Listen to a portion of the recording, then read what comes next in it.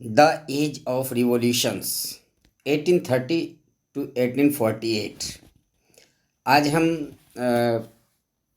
The rise of nationalism इस chapter के इस point the age of revolutions 1830 to 1848 को डिस्कस करने जा रहा हूँ।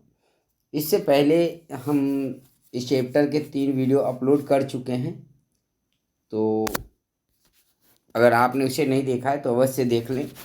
हमने इस चैप्टर में पहले देखा कि किस तरह से यूरोप में फ्रेंच रिवॉल्यूशन का असर हुआ और नेपोलियन के नेतृत्व में पूरे यूरोप को जीतने के प्रयास, और उसके बाद 1815 ईस्वी के वाटरलू की लड़ाई में नेपोलियन की हार के बाद जो वियना संधि हुई, उससे एक बार फिर से कंजर्वेटिज्म यूरोप में लौट आया। फ्रांस में बोबो राजवंश के राजा 1815 में फिर से बहाल कर दिए गए और नेपोलियन द्वारा जितने भी सुधार के कार्य किए गए थे सबको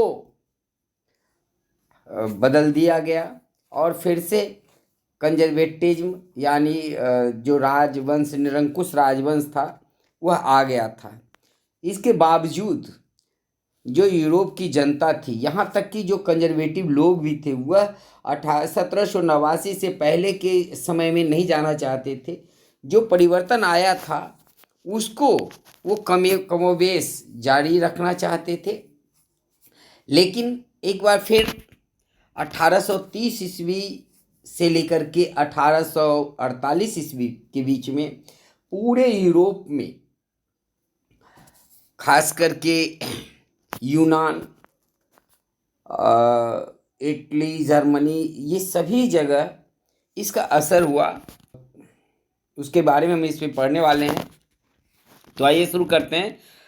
As conservative regime tried to consolidate their power, liberalism and nationalism came to be increasingly associated with revolutions in many regions in Europe, such as the Italian and German states, the provinces of Ottoman Empire, Ireland and Poland। तो जिस तरह से conservatives अपने power को फिर से मजबूत करना चाहते थे, उसके विपरीत जो उदारवादी लोग थे, जो उदारवादी राष्ट्रवादी लोग थे, वह भी रेवोल्यूशन के माध्यम से यूरोप में परिवर्तन के लिए प्रयास कर रहे थे। जैसे यूरोप के देश इटली, जर्मन के जो राज्य थे, ऑटोमन अम्पायर, आयरलैंड, पोलैंड, वहाँ भी जो उदारवादी राष्ट्रवादी भावनाएं बलवती हो रही थी। और इसका नेतृत्व जो क्रांति 1830 से 1848 के बीच में हुई, उसका नेतृत्व उदारवादी राष्ट्रवादियों ने किया था।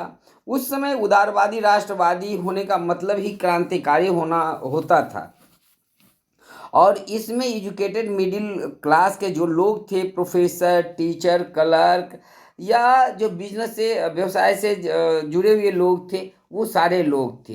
सबसे पहले इसका जो फ्रांस में क्रांति हुई, वहाँ पर बुर्बो राजवंश के जो राजा 1815 में स्थापित किए गए थे कंजर्वेटिव्स के द्वारा, वियना की संधि के द्वारा, उसके बाद उसको हटा दिया गया और फिर एक लुई फिलिप के नेतृत्व में कॉन्स्टिट्यूशनल मोनार्की कायम की गई। इस घटना ऑस्ट्रिया का चांसलर लू मेटरनिक था। उसने कहा था, when France sneezes the rest Europe catches cold. जब फ्रांस छींकता है तो सारे यूरोप में सर्दी खांसी हो जाती है। आप समझ सकते हैं कि फ्रांस की हर एक घटना से किस तरह से यूरोप के देश प्रभावित होते थे। मेटरनिक एक कट्टर कंजर्वेटिव्स था और मेटरनिक ही वह व्यक्ति था जिसने वियना संधि का करवाया था और उसका अध्यक्ष भी था। तो फ्रांस में जो ये अपराइजिंग हुआ था, उसका असर ब्रुसेल्स और बेल्जियम के पर भी पड़ा था। Belgium United Kingdom of Netherland से अलग हो गया। दूसरी तरफ जो नेशनलिस्ट भावना थी, वह यूरोप के देश ग्रीस में फैल रहा था और 1821 ईस्वी से ही यूरोप में ग्रीक वार ऑफ इंडिपेंडेंस शुरू हो चुका था। ग्रीस के लोग, जो रोमन साम्राज्य था पहले, वहाँ पर 15वीं शताब्दी से ही मुस्लिम ऑटोमन साम्राज्य कायम था और ग्रीस के लोग इस ऑटोमन साम्राज्य से मुक्ति चाहते थे। और समस्त यूरोप के जो देश थे, वहाँ की जो जनता थी और जो सरकारें भी थी, वह जो अपने आप को इससे जोड़ करके देखते थे। इसलिए सारे नेशनलिस्ट जो थे वो ग्रीस के सपोर्ट में थे और उन्होंने हर तरह से इसका मदद किया। West European who had sympathies for ancient Greece culture, जो पश्चिम यूरोप के देश के लोग थे, जो एंशिएंट ग्रीस कल्चर से प्यार करते थे, उनसे सहानुभूति रखते थे, उन लोगों ने भी ग्रीक वार ऑफ इंडिपेंडेंस को सपोर्ट किया था। जो कवि थे, कलाकार थे, उन लोगों ने अपने अपने तरह से जनता को मोबिलाइज किया और अपना सपोर्ट उसको दिया, जो एक मुस्लिम अंपायर, ऑटोमन अंपायर था, उसके खिलाफ। इंग्लिश पोएट लॉर्ड ब्रायन ने इस ग्रीस वार ऑफ इंडिपेंडेंस के लिए फंड जुटाया और वह युद्ध लड़ने के लिए भी गया, जहां फीवर के कारण 1824 ईस्वी में पोएट लॉयन ब्रायन की मृत्यु हो गई। ये इंग्लिश पोएट थे जो कि रोम को आज़ाद करवाने के लिए लड़ाइयाँ लड़ रहे थे और कविताओं की रचना कर रहे थे। इस तरह से जो 1821 ईस्वी में ग्रीस वार ऑफ इंडिपेंडेंस हुआ, उसकी समाप्ति 1832 ईस्वी में ट्रीटी ऑफ कॉन्स्टेंटिनोपल के द्वारा हुआ। यानी जो कस्तूनतुनिया या कॉन्स्टेंटिनोपल की संधि हुई 1832 ईस्वी में, उस संधि के द्वारा ग्रीस को आज़ाद कर दिया गया। यानी रोम जो ग्रीस था, यूनान जो था, वो आज़ाद हो गया। इसका बहुत बड़ा असर पड़ना था। अब हम नेक्स्ट पॉइंट देखेंगे, 3.1 है ये, the romantic imagination and national feeling. देखिए, यहाँ रोमांटिक का मतलब वो नहीं होता है जो आजकल हम जो प्रेम वगैरह उसमें देखते हैं। यहाँ रोमांटिक का मतलब होता है कि देश से प्रेम की बातें, जो राष्ट्रीय भावना, राष्ट्रवाद की फीलिंग थी, उस फीलिंग से इसको देख करके आपको समझना है। The development of nationalism did not came about only through wars and territorial expansions. Cultural played an important role in creating the ideas of the nation. Art, poet, story, music helped expresses the shape of national feeling. जो राष्ट्रवाद की feeling थी, भावना थी, उसको आगे बढ़ाने में सिर्फ जो वार, युद्ध और जो टेरिटोरियल एक्सपेंशन से ही नहीं हो रहा था, बल्कि इसमें जो सांस्कृतिक विरासत थी, कल्चर था, वह भी अपनी महत्वपूर्ण भूमिका निभा रहा था। खास करके राष्ट्र के प्रति जो लोग आर्ट के माध्यम से, पोएट्री के माध्यम से, कहानी के माध्यम से, म्यूजिक के माध्यम से, संगीत के माध्यम से अपनी नेशनलिस्ट जो फीलिंग्स था वह पूरे यूरोप में फैला रहे थे।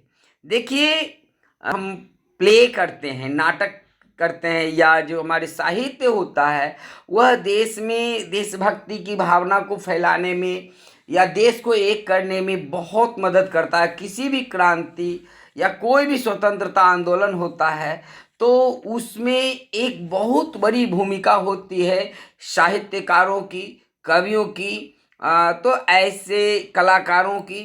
तो ये साहित्यकार, कवि, कलाकार जो थे, यूरोप में राष्ट्रवाद के फीलिंग्स को फैलाने में अपनी बहुत बड़ी भूमिका निभा रहे थे और इसी को रोमांटिसिज्म कहा जाता है। Latest at low romanticism, a cultural movement which sought to develop a particular form of nationalist sentiment. जो कल्चरल मूवमेंट था उसको नेशनलिस्ट सेंटिमेंट में बदल रहे थे। रोमांटिसिज्म की जो भावना थी, जो रोमांटिक पोएट वगैरह थे, वो क्या कर रहे थे, एक कल्चरल मूवमेंट के द्वारा नेशनलिस्ट फीलिंग को मजबूत कर रहे थे, उसके सेंटिमेंट को फैला रहे थे। Romantic artist and poets generally criticise the glorifications of reason and science and focus instead of emotions, institutions, and mystical feelings. Their efforts were to create a sense of shared collective heritage, a common cultural past as the basis of nation. तो जो भी romanticism से जुड़े हुए artist या poet थे, वह science या जो छत्रवाद था उसको ग्लोरीफाई करने के, उसको गौरवान्वित करने वाली जो बातें थी उसकी आलोचना करते थे। और इसके जगह पे वे लोग इमोशंस, भावना, इंस्टीट्यूशंस और जो मिथिकल फीलिंग्स थी, मिथिकल फीलिंग्स कहें तो जो हमारे देश के या राज्य क्षेत्र के जो विरासत होता है, जो कहानियाँ होती है, जो हमारे पास्ट से जुड़ी हुई घटनाएं होती है, उससे जोड़ रहे थे। और वो कलेक्टिव हेरिटेज, जो सबकी साझी विरासत है, उसको बेस बना करके नेशनलिस्ट फीलिंग्स को बढ़ा रहे थे। गॉटरी फायट हर्डर, इन्होंने कहा था कि जो जर्मन सभ्यता है वह कॉमन लोगों में निवास करती है। यानी जो वहाँ के जर्मनी के लोग हैं, उनकी जो सांस्कृतिक विरासत है, जो संस्कृति है, वह तो जर्मन लोगों में खोजा जा सकता है। It was through folk songs, folk poetry and folk dance that true spirit of the nation was popularised. उनका मानना था कि जो फॉल्क सॉन्ग है, यानी जो लोक गीत हैं, जो लोक कविताएं हैं, या जो लोक नृत्य है, उसके माध्यम से जो राष्ट्रवाद की भावना है उसको लोकप्रिय किया जा सकता है। राष्ट्रवाद के निर्माण के लिए ये जो फॉल्क कल्चर है उसको प्रोजेक्ट करने की ज़रूरत है। जो स्थानीय भाषाएं थी और जो स्थानीय दंत कथाएं थी, उसने भी प्राचीन राष्ट्रवाद की स्पिरिट्स को बढ़ाने पर जोर देते थे। और जो लार्ज ऑडियंस थे, हालांकि मोस्टली इलिटरेट थे, इसलिए जो दंत कथाएँ थी, जिसको कि दंत कथा वो कहानियाँ होती है जो किसी क्षेत्र विशेष में प्रचलित होती है, जिसको लोग सुनाते हैं, और जिससे राष्ट्र के प्रति गर्व की भावनाएं, जो अपने अतीत पर गर्व करने की भावना होती है, वो पैदा होता है। तो इसी तरह की भावनाएं यूरोप में भी थी। जो यूरोप के देश थे, वहाँ के लोग अपने अतीत पर गौर करते थे। खास करके पोलैंड एक ऐसा देश था जो 18वीं शताब्दी में, जिस पर 3 बड़े पावर, रसिया, पर्शिया और ऑस्ट्रिया ने जिसको आपस में बांट लिया था। लंबे समय तक पोलैंड का कोई अस्तित्व नहीं था।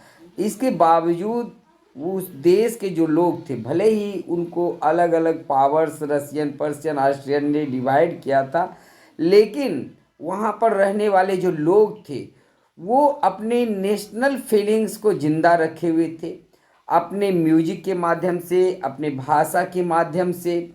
और इंडिपेंडेंट टेरिटरी नहीं रहने के बावजूद नेशनल फीलिंग उनमें जो पोलिश भाषा के प्रति थी, जो अपने नेशन के प्रति थी, वो जिंदा थी। और ये जिंदा किस रूप में थी? तो म्यूजिक के रूप में, जो उनके लैंग्वेज थे उसके रूप में। एक कैरोल करपिंस्की नाम का व्यक्ति था जिसने नेशनल स्ट्रगल को सेलिब्रेट किया था ओपेरा और म्यूजिक के माध्यम से। उसने फॉल्क डांस और जैसे कि पोलोनाइज और माजुका जैसे जो नेशनलिस्ट सिंबल्स थे, उसके थ्रू अपने पोलैंड के प्रति गर्व की भावना को जिंदा रखा था और सेलिब्रेट किया था। भाषा एक महत्वपूर्ण भूमिका निभाती है राष्ट्रवाद की भावना को उभारने में। रशियन ऑक्यूपेशन के बाद जब पोलैंड पर रसिया ने अपना अधिकार जमा लिया, तो उसने क्या किया, रूस ने कि जो पोलैंड के भाषा थी उसको हटा करके रशियन लैंग्वेज को पोलैंड में थोप दिया। 1831 ईस्वी में एक आर्म रिवेलियन हुआ रूस के खिलाफ वहाँ पुलिस लोगों के द्वारा, जिसको हालांकि दबा दिया गया, लेकिन वहाँ के लोग जो थे उनका वो अपने राष्ट्रभाषा से, अपने पोलिश भाषा से बहुत प्यार करते थे।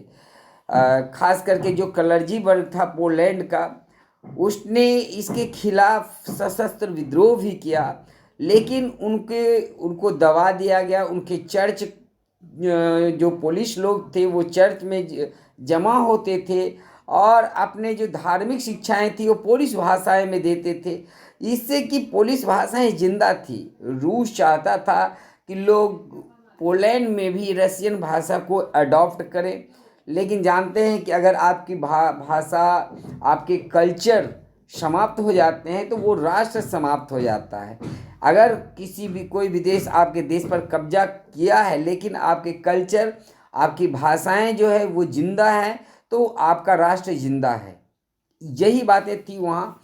जो वहाँ के जो चर्च के लोग थे और सारे लोग जो थे वो अपने जो चर्च में जा कर के गैदरिंग्स होती थी वहाँ पर अपने पोलिश भाषा का ये प्रयोग करते थे।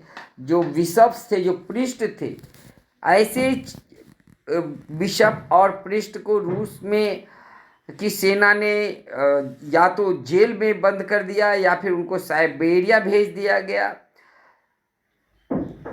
The use of Polish came to be seen as a symbol of a struggle against dominance।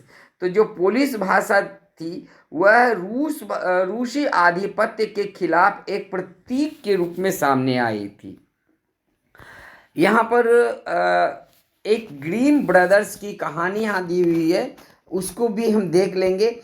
Grimes fairy tales is familiar name. वहाँ के लोगों के बीच में ग्रीम फेरी टेल्स काफ़ी प्रसिद्ध नाम है।